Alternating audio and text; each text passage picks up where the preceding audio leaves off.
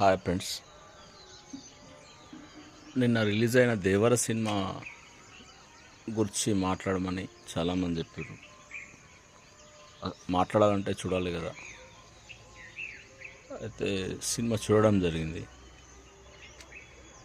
వాస్తవంగా సినిమా అనేది బతకాలి. సినిమా ద్వారా అనేక మంది బతుకుతారు. సినిమా అనేది థియేటర్లో ఆడాలని కోరుకునే వాళ్ళలో లక్షలాది మంది సినీ అభిమానుల్లో నేను ఒకని. అయితే దేవర సినిమాకి వచ్చేసి నాకు అనిపించిన జెన్యూనిటీగా ఏమనిపించిందో అదే చెప్తాను. వాస్తవంగా ఒక గ్రామంలో దేశాన్ని కాపాడడానికి ఒక సముద్ర మార్గం గుండా మన సంపద తరలిపోకుండా కాపాడిన ఒక వీరుల కథ తీసుకొచ్చి వీరుల కథ క్రియేట్ చేసి ఈ సినిమా తీయడం జరిగింది. చాలా కథకు తగ్గట్టు అన్నీ బాగున్నాయి. హీరోయిన్ కానీ ఒక కథ చూపించిన విధానం కానీ బాగున్నప్పటికీ ఈ సినిమాలో అనుకున్నంత యాక్టివ్గా కానీ అనుకున్నంత విధానంగా కానీ ఎన్టీఆర్ను ప్రమోట్ చేయలేకపోయాడు డైరెక్టర్, వాడుకోలేకపోయాడు.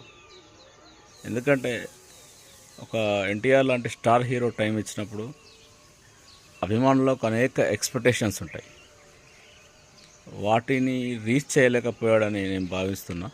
బట్ సినిమా పర్వాలేదు, బాగుంది, చూడొచ్చు.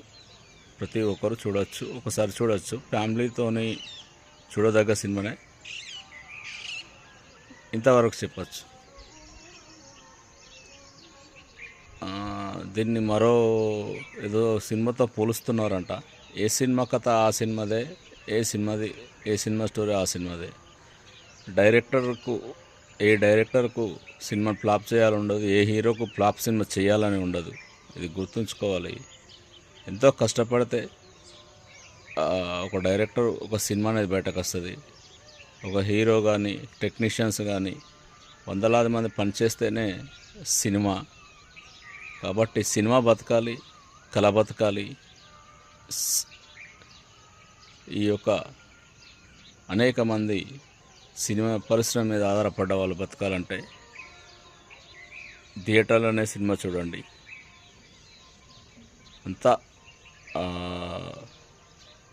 మైనస్ ప్లస్, ఆ సినిమా గురించి మైనస్ ప్లస్ పాయింట్లగా అంటే సినిమా ఒకసారి చూడండి అంతే.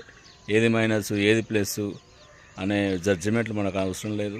సినిమా అంటేనే ఒక ఎంటర్టైన్మెంట్ కోసం ఒకసారి చూడండి. Good movie.